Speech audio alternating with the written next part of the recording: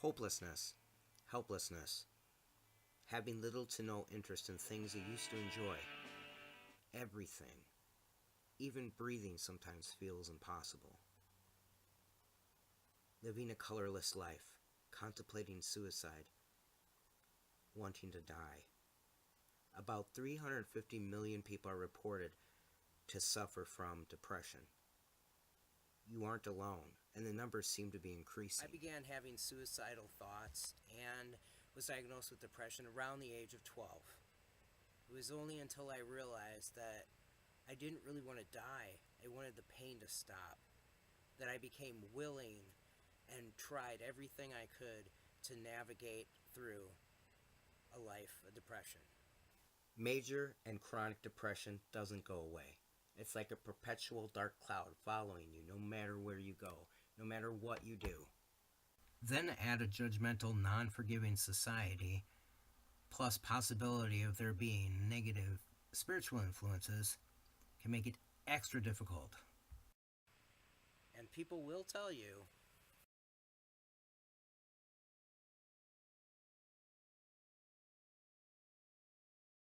and a million other things that tell you they have never experienced something like this. So they couldn't even begin to tell you how to snap out of it, how to think more positively. Dialectical behavior therapy is what helped me the most. It's a series of classes that teach about balanced thinking and mindfulness, being here now in the present moment. And mindfulness has been proven to me to be one of the most effective tools for any emotional distress or crisis situation.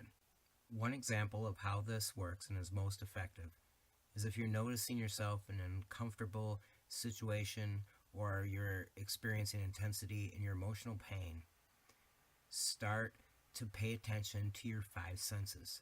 What are you hearing? What are you seeing? What are you smelling? Is there anything around that you can touch or taste?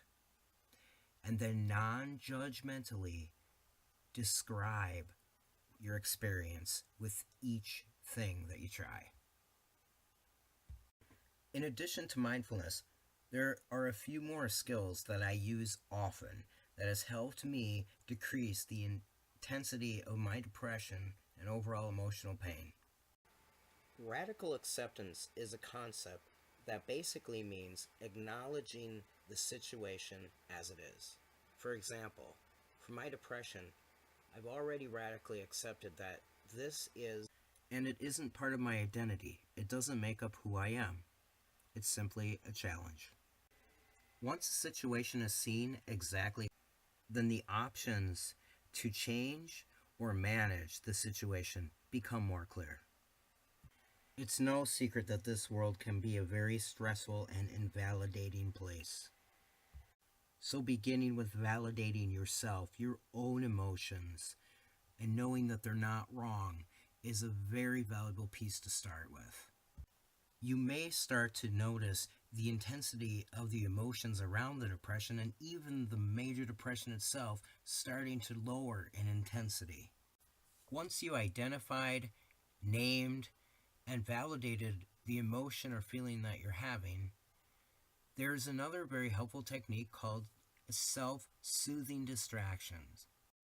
The self-soothing distraction can be anywhere from petting your dog, cat, listening to soothing music, listening to a guided meditation, praying, or anything else that you can forget yourself into for a moment. You still may notice your thoughts coming back, and then you simply and gently redirect your focus and attention back on what you are doing. For example, if I have a day where my depression is just too big of a mountain to climb, where I can't do much other than just trying to survive, my first thoughts might be, I can't do this, this sucks, I'm no good at this, I should just live under my bed for the rest of my life. A good thing to do at that point is to observe my thoughts and say, okay, which ones are really rooted in reality? Most of the time, not many are. So at that point, it's a matter of validating. Like, of course I feel overwhelmed. What can I do to lighten this feeling right now? And it may just be simply going back to bed for a while, or meditating, or praying, or something that I can do that is soothing and a distraction, where I'm not in the middle of my thoughts going down in a spiral. And using the skills also helped me gain clarity of who I am and my purpose. I also became more spiritually protected and centered for the first time in my life. Some of the skills and tools that I've discussed today might have some immediate effects. However, for long term results and to learn more, there are other therapies other than DBT. Check it out, see what's in your area, research as much as you can, and talk to other people that also have and are overcoming chronic depression.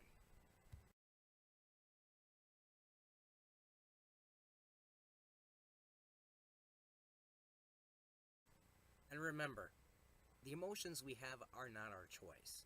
What matters the most is how we perceive them and what we do with them that can affect our quality of life.